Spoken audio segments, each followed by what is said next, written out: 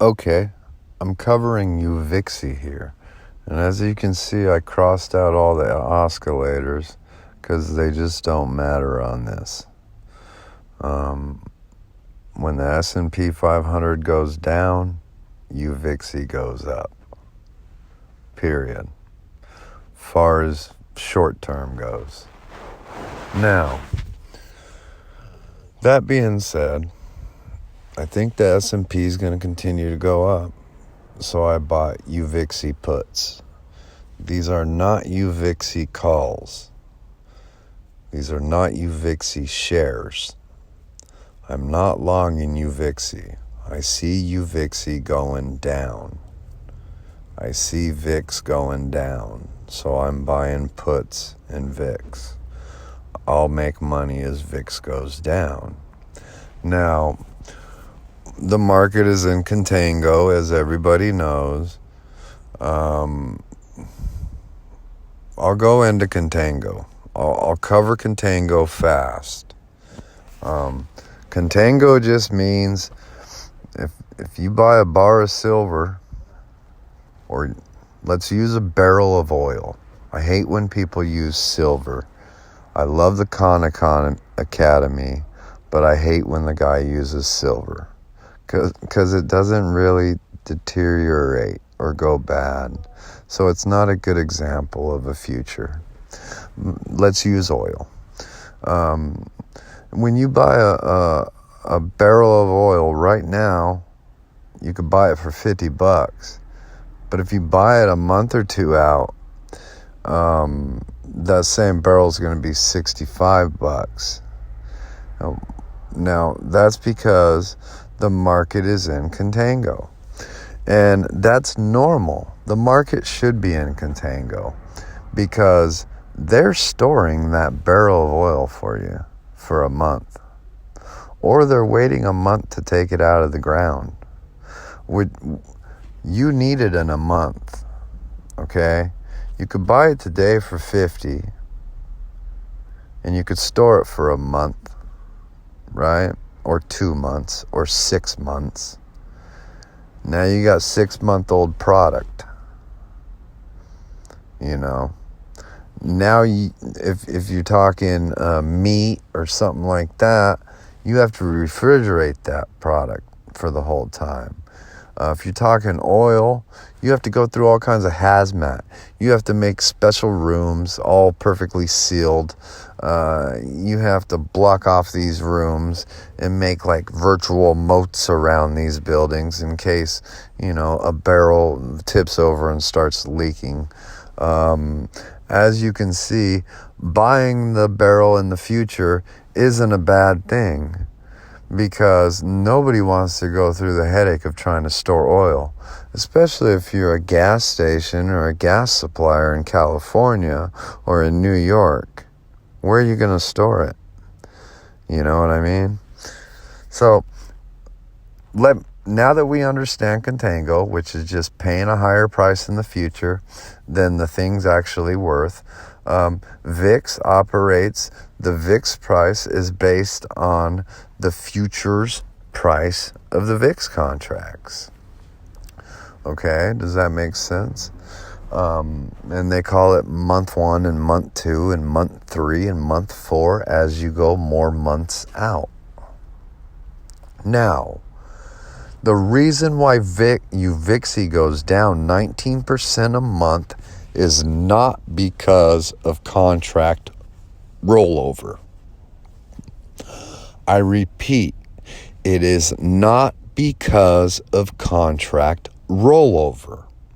Contract rollover makes no difference. It makes no difference that they're selling this month's contracts low and buying next month's contracts high. That makes no difference.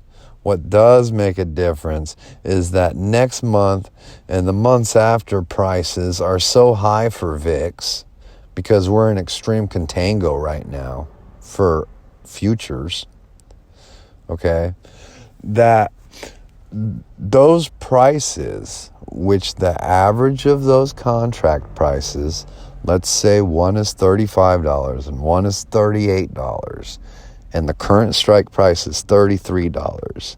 You see how you're paying more for the future contract? Because it may go up, and whoever sold you that contract don't want to lose. See? That's why they're charging more for the future, because they're securing themselves with premium against a move up. What happens is, as we move closer to those expirations, as we move into next month and in the next month after, the chart on the right shows you what the price of those contracts is having to do. Because it makes sense, right? I'm buying a VIX contract. I'm buying it a month out. So I'm buying it for $38, even though VIX is worth $32. I'm willing to do that because VIX may take off. And the difference between 32 and 38 is nothing with VIX. It could go to 300. Let's face it.